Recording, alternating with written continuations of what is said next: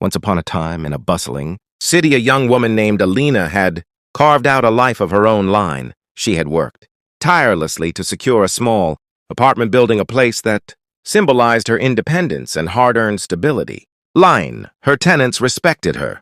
Her neighbors admired her resilience, and she felt proud that she could finally breathe without depending on any one line. But her family had always been complicated, especially her mother. Alina's mother carried a commanding presence in the family. Her word was often treated as law and questioning.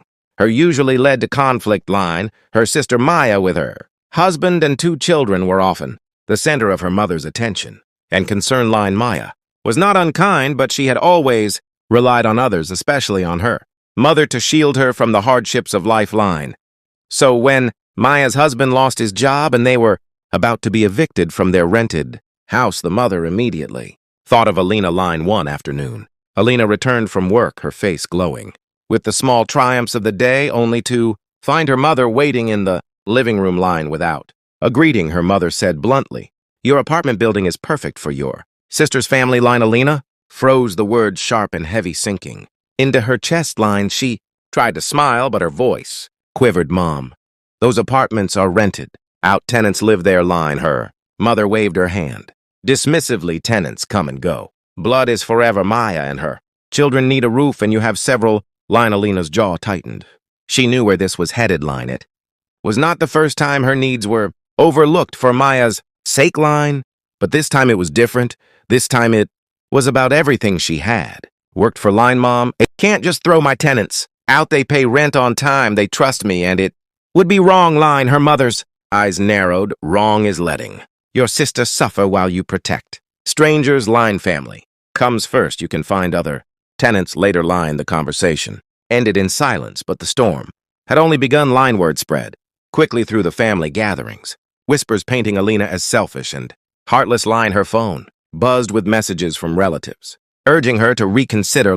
Some reminded her of how her parents had raised her. Others accused her of forgetting where she came from. Alina tried to keep her composure, but each word felt like a dagger. Her tenants were blissfully unaware of the drama upstairs continuing, their daily lives, children playing in the courtyard, laughter echoing through the halls. Alina looked at them and felt both comfort and burden. She could not betray their trust. One evening, Maya herself came over. Her eyes were tired. Her children clung to her hands, and her husband stood quietly behind her. Alina opened the door, and before Maya spoke, tears brimmed in her eyes. "Alina, please, we have nowhere else to go." Her voice trembled with desperation. "We just need a little time until Raj finds work again." Alina's heart ached. She loved her sister, but she also knew caving now would unravel everything she had built. Maya, "I want to help, but not like this. I can lend you money. I can help you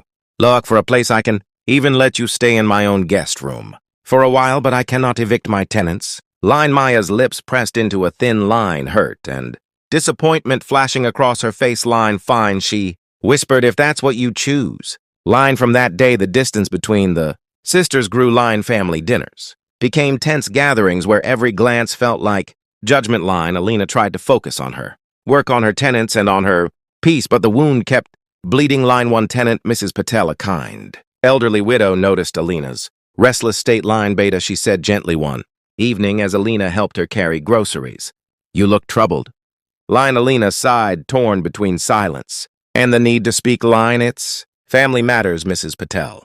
They want me to give this building to my sisters. Family, but it means pushing all of you out." Mrs. Patel smiled, warmly shaking her head. "You must never sacrifice fairness for pressure. A landlord's duty is not only to family, but to those who put their faith in you. We are your family, too, in a way." Her words struck a chord, reminding Alina that family was not defined only by blood, but also by trust, loyalty, and care. Days turned into weeks, tension brewing like storm clouds. Her mother stopped visiting, her calls filled only with guilt and reproach. Her relatives sided with Maya, casting Alina as the cold-hearted one. Yet Alina stood firm, holding on to her principles. Then one night, as Alina was preparing dinner, a loud knock echoed through the hallway. She opened the door to find a group of tenants gathered, worry etched across their faces. "What's wrong?" she asked heart-racing line a man. Stepped forward holding a folded letter. We heard that you may be selling the apartments to your family. Is it true? Alina's breath caught in her throat. No, she said firmly, that's not true at all. I would never betray you like that. The tenants exchanged looks of relief and gratitude. One young mother with a baby in her arms whispered, thank you for standing by us. Landlords rarely care about people like us. That night Alina lay in bed, staring at the ceiling torn between pride and sorrow. She had defended her tenants, but lost the warmth of her family. Weeks later, Maya moved into a small, cramped flat on the outskirts of the city. The children struggled to adjust. Raj worked odd jobs and their lives grew more difficult. Every time Alina heard about their hardship, guilt gnawed at her, but she reminded herself she had offered help in other ways. She had given money, she had opened her guest room, but they had refused. Her mother, however, refused to forgive. One day during a family gathering, her mother announced in front of everyone, blood should come before strangers, but some people here think differently. May God teach them a lesson. Alina felt the sting, but she held her head high. Months passed, seasons changed, and slowly the storm began to quiet. Alina continued to nurture her tenants, maintaining the building with care and fairness. She built friendships with them, sharing meals, festivals, and conversations. The building thrived, laughter returning to its walls. Then fate turned in an unexpected way. Raj finally secured a steady job, one that required them to move closer to the city center. Maya's family found a better apartment, brighter and larger than anything Alina could have offered. When Alina visited Maya weeks later, she was shocked at the transformation. The children were happier. Raj was more confident, and Maya's smile had returned. It was then that Maya whispered, I was angry at you, but now I see you were right. We found our own way, and it made us stronger. Alina's eyes softened, tears forming. You'll always be my sister, Maya, but sometimes love means saying no. Her mother, however, remained silent, refusing to admit she was wrong. But deep down, even she began to see that Alina's choice had not been cruel but necessary. What began as betrayal turned into a lesson of resilience, family, and the true meaning of responsibility. And Alina finally realized that sometimes the hardest stand is the one that carries the deepest love. Time drifted forward like a slow tide, and Alina discovered that distance within family does not always heal with silence. She tried to mend bridges, offering to help with the children's school fees, inviting them for meals, and sending small gifts. Maya accepted politely, but the warmth was not what it once had been. The children, however, adored their aunt. They often clung to her hand when she visited, whispering secrets and asking her to read them bedtime stories. In those moments, Alina's heart felt whole again. Her tenants continued to thrive under her care. She established a small community garden on the building's rooftop where neighbors planted herbs, vegetables, and flowers. The rooftop transformed into a haven, laughter and conversation filling the air every evening. Alina realized she had created more than a building. She had created a living, breathing family of diverse souls. One evening, as the sun dipped behind the skyline, the tenants surprised Alina with a small celebration. They had pooled together to thank her for standing by them during the difficult months. A banner stretched across the rooftop, reading to our landlord, our friend, our sister. Alina's eyes welled with tears. She had never expected gratitude to come in such abundance. Her heart swelled with a mixture of joy and sorrow, wishing her own blood family could see what she had found here. The story, however, was not over. Her mother fell ill months later, her health fragile and her voice weaker. The family gathered around the hospital bed, and in that quiet space, old wounds resurfaced. Alina's mother reached for her hand, her fingers trembling. Alina, child, I was harsh. I thought only of Maya. I forgot that you too carry weight on your shoulders. Alina swallowed hard, her chest heavy with years of unspoken hurt. Mother, I only wanted to be fair. I never turned my back on Maya. I only refused to harm others in the process. The old woman closed her eyes slowly and whispered, perhaps I see it now.